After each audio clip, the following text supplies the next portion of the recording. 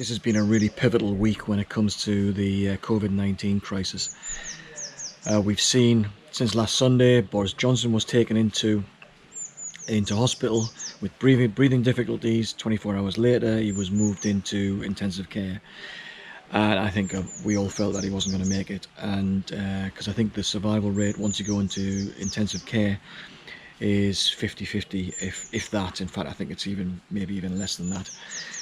Fortunately, it transpired that come Wednesday or Thursday he was moved out of intensive care again, and so there's more optimism that he's on the road to recovery and he'll be back leading the country.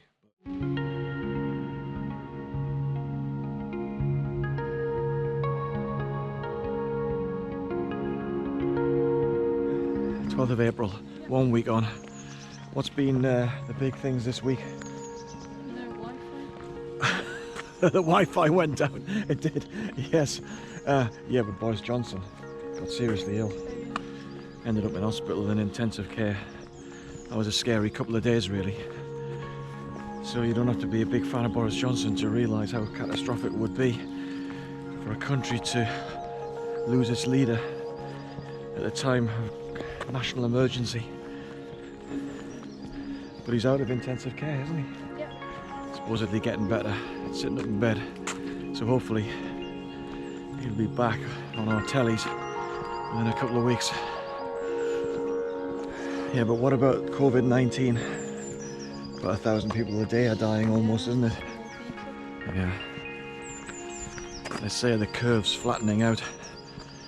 There are green shoots, there are signs that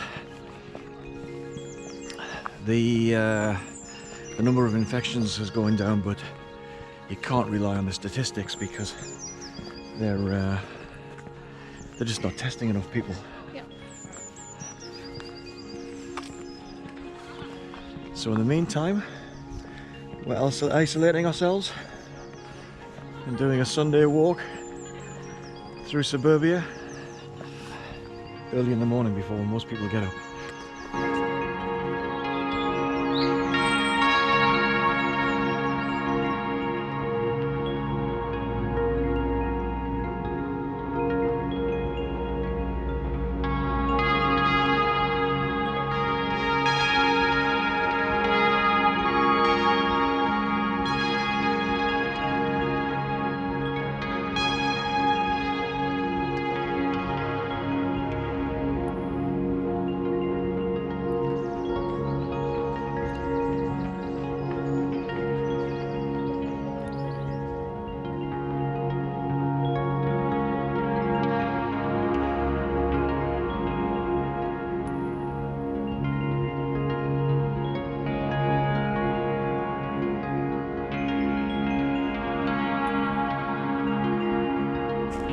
Earlier this week I had a sore throat and starting to panic really. So overdosing on vitamin C and vitamin D, working hard in the garden, build up a sweat, clear the lungs. And 3 or 4 days later I seem to be fine. But every little tweak, every little twinge, you think something's not right. Sign of the times.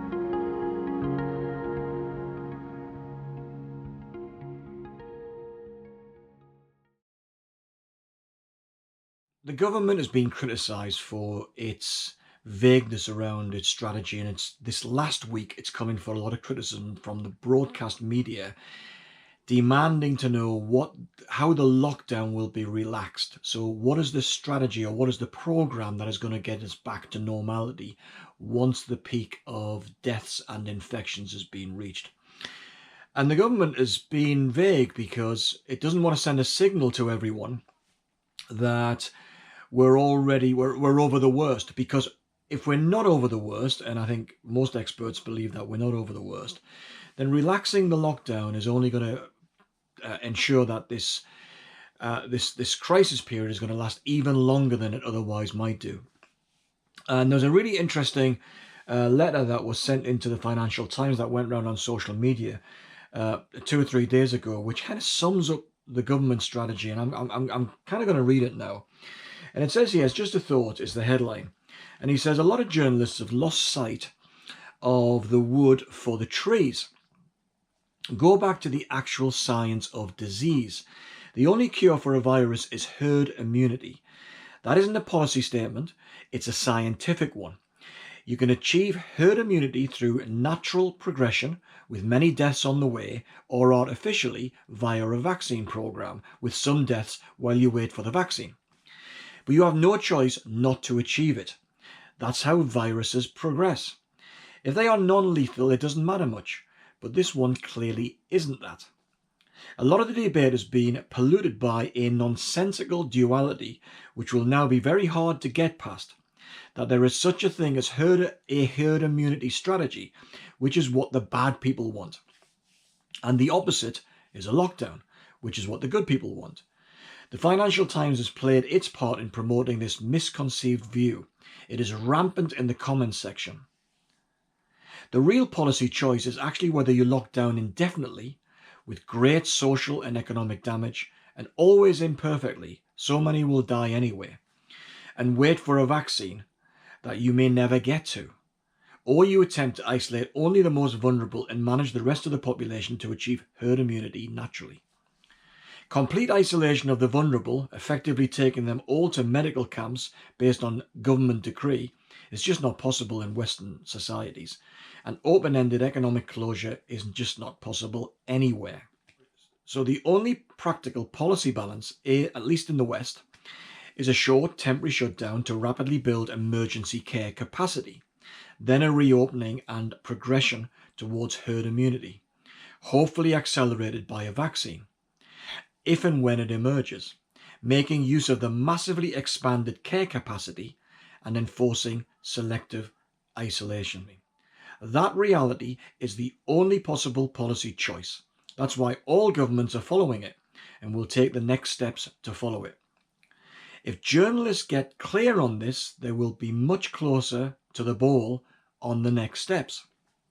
When this is over, the differentiating death rates between Western societies will be fundamentally a function of their different healthcare capacities going into the crisis. The variations in policy responses within the above overall framework during the crisis will actually make a far smaller difference than the perhaps understandably obsessive media focus on them implies. So, when I've been talking to a small number of people over the last few weeks, it's been absolutely clear that the most important issue is how do we get the healthcare capacity up to a level where the peak of the infections and the deaths is still dealt with within that capacity level. The biggest challenge government has been facing almost from the very beginning here is how do you avoid swamping the NHS to an extent where social breakdown occurs? Because if a 40-year-old can't get access to a bed and unfortunately dies, then people are going to lose all hope, and they'll start to panic. They'll panic by emptying the shelves in the supermarkets, and then the people who can't get access to food and provisions and other important items, they'll begin rioting. And the government has really had to deal with this without being explicit about it, by concentrating on getting people to stay socially separated, socially distanced, so that the healthcare system can cope during this peak, or as we approach the peak. We'll only know whether it's been successful after the event.